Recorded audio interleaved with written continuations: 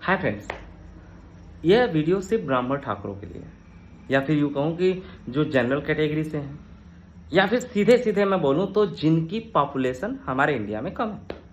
आपने सुना ही होगा जातिगत जनगणना, मतलब कास्ट सेंसेशन होने वाला है। इसका लॉन्ग टर्म इम्पैक्ट मैं बताऊं आपको, क्योंकि मैं कोचिंग इंडस्ट्री के बारे में बात करता हूं, तो मैं कोचिंग इंडस्ट्री के बारे में ही बात करने वाला हूं, लेकिन उसके साथ साथ मैं बाकी फील्ड को भी टच करने जा रहा हूं आज। गुस्सा तो नहीं है अंदर अंदर, लेकिन दुख जरूर है किसी एक बात को लेकर। बात यह है कि कास्ट सेंसेशन हुआ, अगर जातिगत गणना हुई, तो आप ये मान के चलिए कि आज नहीं तो आज के आने वाले 5 साल, 8 साल, 10 साल, 9 साल, मतलब कुछ टाइम बाद, एक दशक से पहले, या यूँ कहें कि हम 4-5 साल के अंदर ही या एक दशक से पहले हमारे इंडिया में प्राइवेट सेक्टर में भी आरक्षण आ जाएगा, रिजर्वेशन आ जाएगा गवर्नमेंट के अलावा। हाँ, प्राइवेट सेक्टर का रिजर्वेशन लॉन्ग टर्म तक नहीं रहेगा, चाहे वह राहुल गांधी की सरकार हो, कांग्रेस की सरकार हो, बीजेपी की सरकार हो, या किसी की भी सरकार हो, क्योंकि कोई भी कंट्री इकोनॉमिकल इम्पैक्ट को ज़्यादा देर तक बर्दाश्त नहीं कर पाता। यह बात बिल्कुल सही है कि अगर ऐसा हुआ तो यह अचानक से एक छटपटाहट होगी और प्राइवेट सेक्टर डूबने के कगार पे आ जाएगा, जिसके बाद भारत को फिर से अपने सिस्टम को रिवाइव करना होगा और फिर से उन्हें ओपन कंपटीशन लाना पड़ेगा। क्योंकि मेरा भी ऐसा मानना है कि भाई एटलीस्ट प्राइवेट सेक्टर ऐसा होना चाहिए जहां पे ओपन कंपटीशन होना चाहिए। लेकिन एक बात समझिएगा आप, कोई भी चीज अचानक से नहीं होती। मैं एक धार्मिक व्यक्ति हूं, हाँ, मैं मंदिरों में नहीं जाता, मुझे मंदिर पे, पिंडी पे दूध चढ़ाना गलत लगता है, बुरा लगता है, मैं इसको नहीं मानता। हाँ, मैं धार्मिक हूं, लेकिन मैं अपने अंतरात्मा को मानता हूं। मैं भगवान को ये कहूं कि मूर्त रूप में ना मान करके अमूर्त रूप में मानता हूं। मैं राम कृष्ण दोनों को मानता हूं, लेकिन मैं कृष्ण पे फल चढ़ावे को नहीं मानता। जो मानते हैं मैं उनको गलत नहीं मानता।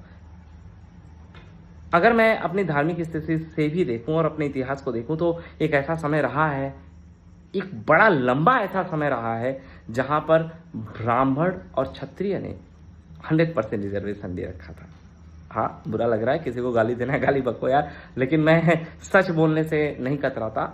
मुझे इस बात का दुख है कि किसी एक समय पे ब्राह्मण और क्षत्रिय ने 100% रिजर्वेशन अपने पास रखा था।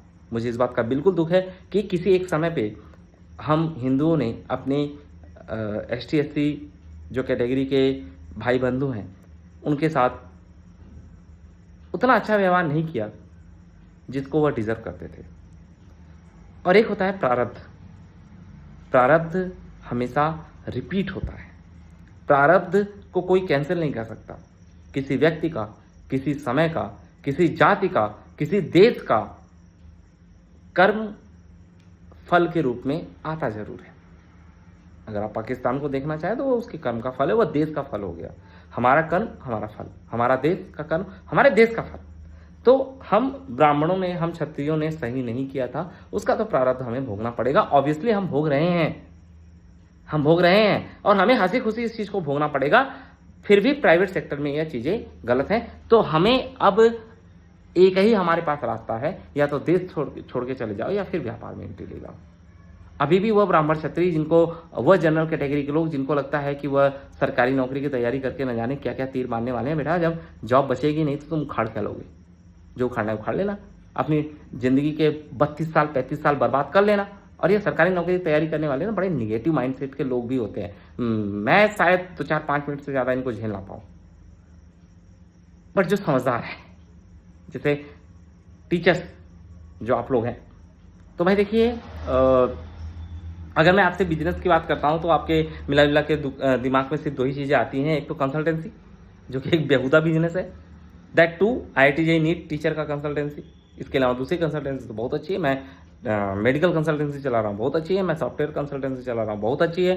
उसमें अच्छे पैसे हैं, रेस्पेक्ट है और बाकी चीज़ें भी हैं। क्योंकि IIT JEE नीट का ना अपना लिमिट है, मेडिकल का अपना लिमिट नहीं है, स्कूल का अपना लिमिट नहीं, बाकी चीज़ों का अपना लिमिट नहीं होता है, वो बियॉन्ड द लिमिट होता है। तो हम जब भी सोचते हैं, हमें मिला जुला के एक कंसल्टेंसी दिखाई देता है, या फिर दूसरा हमें दिखाई देता है कोचिंग या SIP सेक्टर। भाई प्लीज़ इनसे भी आगे निकलिए। मैंने यह बात अपने वीडियो में बोली हुई है, मैं दोबारा से इस चीज़ को बोल रहा हूँ, इसलिए मैं आज अपने हाथ में होल्ड करके स्टैंड बना रहा हूँ। ये बाल मेरे 2-3 दिन के और मेहमान हैं, मैं टकला होने वाला हूँ, मेरी दादी एक्सपायर कर गई थी और इसकी वजह से अभी हाल अच्छा नहीं है। और मैं बिना हाल अच्छा किए भी यूट्यूब पे आता हूँ, क्योंकि मुझे पता है कि IIT JEE नीट की जो टीचर कम्युनिटी है, दैट इज़ माई फैमिली, उन्होंने मेरा सपोर्ट किया है, तो मुझे अपनी फैमिली में जाने के लिए बहुत सजना संवरना नहीं पड़ता। ये चीज़ बोलता हूँ दोस्त, यह मेरा सजेशन है आपसे। मेरा सजेशन किस रूप में है, मैं एक ओपन बैकग्राउंड अपना बता देता हूँ जिसके बारे में आपको जानकारी नहीं है, कि सिर्फ 12th पास करके मैं मेडिको हूँ, मैंने मेडिकल सेकेंड ईयर मैंने ड्रॉप आउट किया है और अभी भी मेरी लीगल डिग्री सिर्फ 12th पास ही है। सिर्फ 12th पास करके मैं आज उतना कमा रहा हूँ जितना एक IIT पास करके या एक MBBS प्रैक्टिस करके या एक MD प्रैक्टिस करके नहीं कमा रहा होगा। और उसके पीछे सिर्फ 2 ही लोगों का हाथ है, एक तो परमेश्वर का और दूसरा परमेश्वर के दिया गया स्ट्रगल का। जिस दिन मेरी कंपनी 100 CR को क्रॉस करेगी, मैं अपनी स्ट्रगल भी जरूर बताऊंगा। लेकिन फ्रेंड, फिलहाल मैं आपसे एक चीज़ बोल रहा हूँ, किसी बिजनेस के बारे में सोचो। बिजनेस छोटा सही, लेकिन सोचो। समस्या यह है कि हम टीचर रह जाते हैं उसी बच्चों के बीच में, हमारे 8 घंटे 10 घंटे उन्हीं बच्चों के बीच में बीतता है। उन बच्चों के बीच में हम फिजिक्स केमिस्ट्री मैथ बायो के क्वेश्चन को सॉल्व करके अपने आप को हीरो मान लेते हैं, और हमारे अंदर न चाहते हुए भी एक रूढ़िवादी और एक घमंड आ जाता है कि हम तो सर्वे सर्वा हैं, हमसे ऊपर कोई है ही नहीं। क्यों? क्योंकि हम उन बच्चों के बीच में हीरो बन रहे होते हैं जिनके वाकई कुछ नहीं पता यार, जिनको कुछ नहीं पता।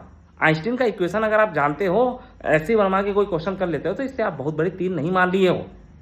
लेकिन आपको ऐसा लगता है क्योंकि आपको बच्चा बोल रहा है, अरे सर जी आप तो महान है। नहीं नहीं नहीं नहीं है, प्रैक्टिस, ओनली प्रैक्टिस। अगर इतने महान होते तो जब आप 10th 12th में थे उस समय भी आप इस चीज को कर पा रहे होते। तो क्या कर सकते हैं भाई, छोटे छोटे बिजनेसेस हैं, बहुत छोटे छोटे बिजनेसेस हैं, उसको करना शुरू कीजिए बिसाइड टीचिंग IIT JEE के अलावा। क्योंकि IIT JEE का फील्ड जो होता है वह आज के डेट में सेचुरेशन पॉइंट पे लगभग आ चुका है।